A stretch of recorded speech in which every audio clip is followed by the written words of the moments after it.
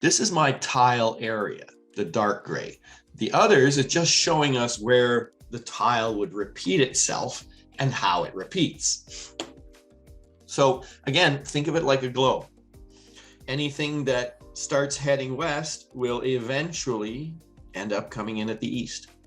Anything that heads north will eventually come in the south, and so on and so on, right? Anything that exits this corner must enter that corner, and so on. Now, this little template that I've built here, I tend to use when I'm making patterns. So again, it's just the center square where we're drawing the pattern, right? So got a few examples here. In example 1, you can see I've already tried to get repeating green dots. So the dot exits here, enters there, exits there, enters here, right? I have some intermediary dots that should also repeat. So how do I turn this into a pattern? I should mention that Illustrator does allow you to cut a pattern out of something. But when you're designing a pattern, you really should be designing it the same way anybody designs a pattern, is just design one tile. Make sure it's absolutely square. Make sure everything exits and enters. So the only way to know is to test it. And to do that, I can use the pattern tool. Okay. Oh, pardon me. There is no pattern tool in the toolbar.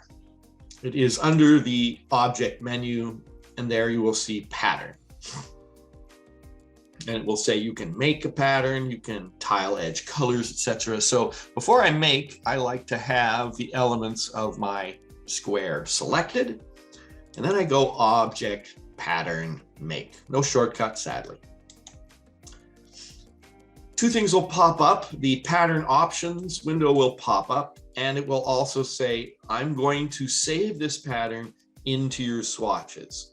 So let's remember that colors, patterns, custom gradients, things like that can all be stored into swatches, right?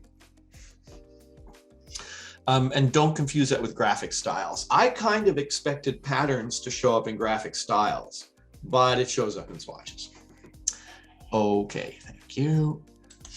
And it gives me a preview of the repeating pattern and shows me my tile.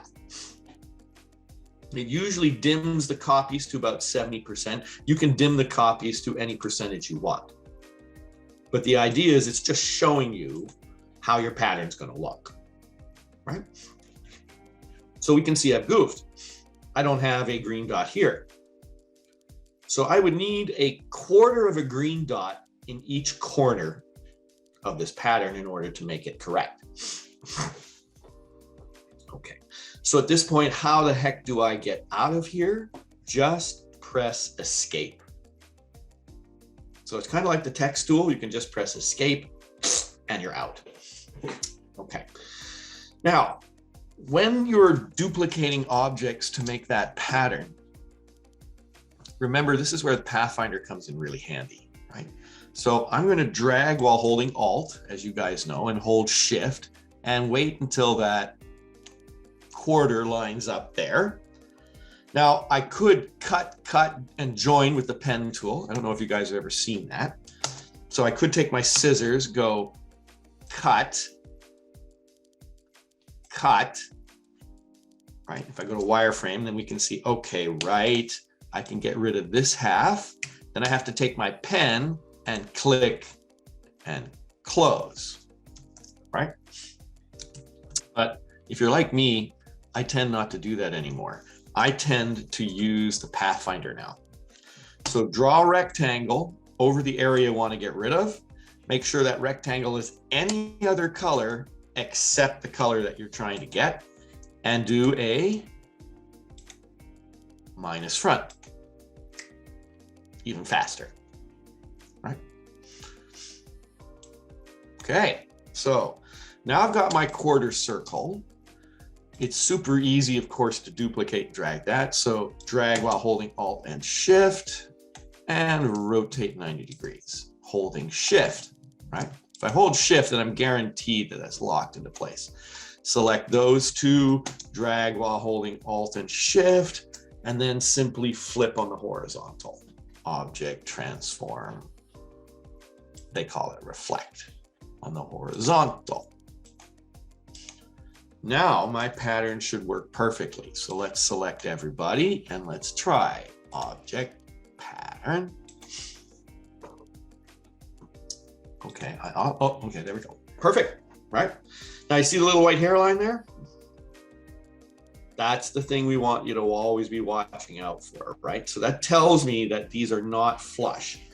So I'm just going to press escape and we're just going to make sure that those are flush. So I just let them snap to my guides, hopefully. And let's try again. So that's the advantage of that preview, is it lets you see any flaws that it might be in your pattern. There you go. No more flaws.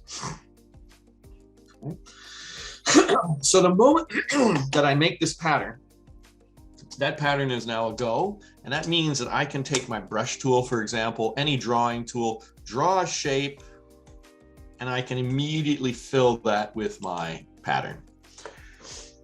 Now, just like symbols, just like custom brushes, when you create a pattern, it's that size. If you want to scale that, you've got to scale the original, okay? Yes, you can scale an object and the pattern will scale with it. That's good news, right? So, if I don't want my pattern to scale with the object, then I would have to reapply that pattern at scale. If I want it this size, however, then I have to go back to the pattern and shrink it, right? So I escape, and I would shrink that 50%. Then say, hey, make that a pattern, and no problem. I will get a smaller version of that pattern, and then when I draw an object, I will now get that as a pattern. Right? Okay. So let's take a look at my next example here. In the next example, I have a bunch of wavy lines that I wish to be repeating wavy lines in a pattern. I have two problems. The first problem is these objects are not an object. It's a stroke, or more correctly, a vector with a stroke applied. So when I look at it in wireframe, it's not that thick. In order for me to be able to cut these things off and make certain things exit and enter, then I'm going to have to convert that stroke to a physical object, right? You should recall how to do that. That is object expand. When I expand the stroke, I turn it into an object, right? Now I can do my Pathfinder trick and get rid of stuff, right? So I would take, again, a rectangle, any color except the color of my object, select the object as well, and do the minus front. Okay, so that one was easy to cut off. The one down here at the bottom, I could really have cut the stroke there because it comes in at 90 degrees. I don't want to take the risk, right? I'm always going to do it this way just to be sure. And minus front. Now you think you're there, but I also have a little bit of stroke that exits here and exits there, which means it has to enter here and enter there.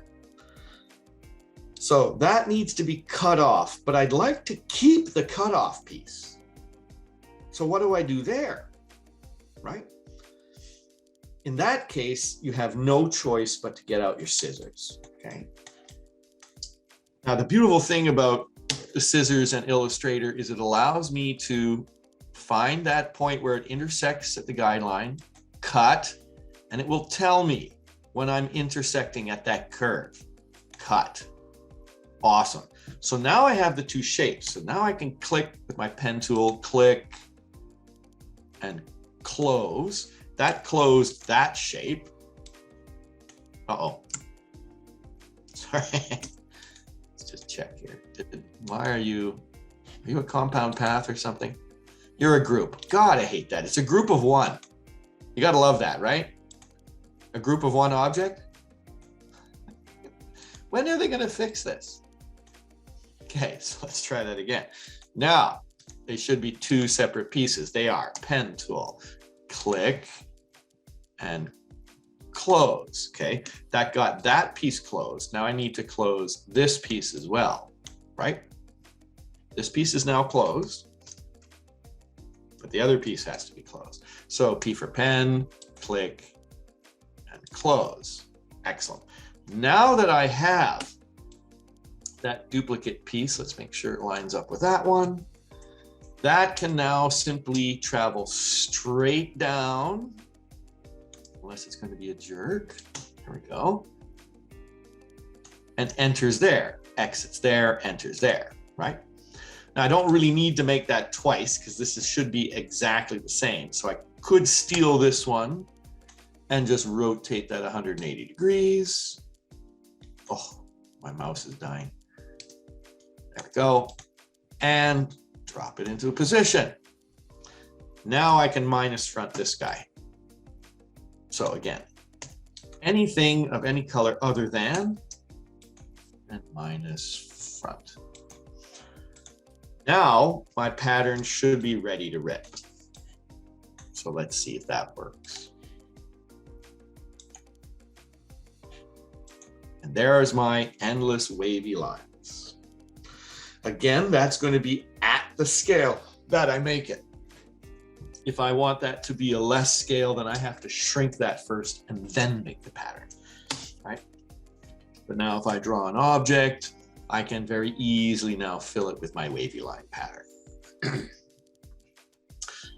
So if you can think it, you can make it, right? It's basically that. So there was that solution edited, which we've already seen. So here, let's just make a new layer. And let's just make a point again about this concept of entering and exiting, right? So let's see here, let's take my pencil tool. I have something that enters here, and therefore it exits. Oh shit, let's try and redraw that. And therefore it exits there, okay?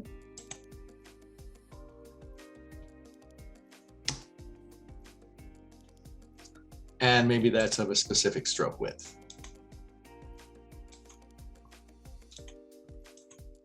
Okay, and then I'm going to have another pencil line that's going to enter here.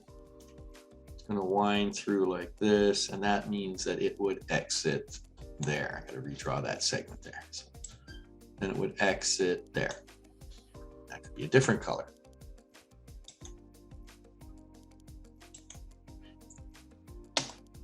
Anyone that enters here,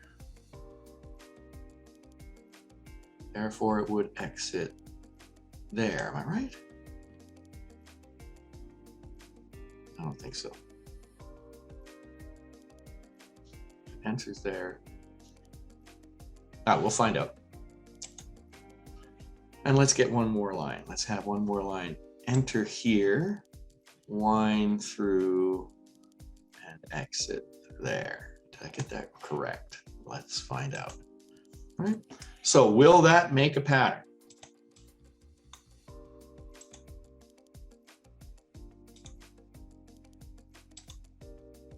All right. So yeah, I didn't get them joining up correctly. I'm an innie. I will do that on occasion. So green has to, let's just try and grab it here, has to exit there. Good. And red needs to exit here. Or better yet, let's let red exit there. Okay, now let's try our pattern and see if all of our lines join up.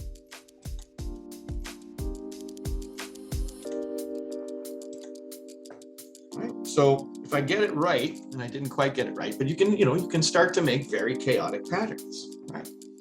All right, enough of that.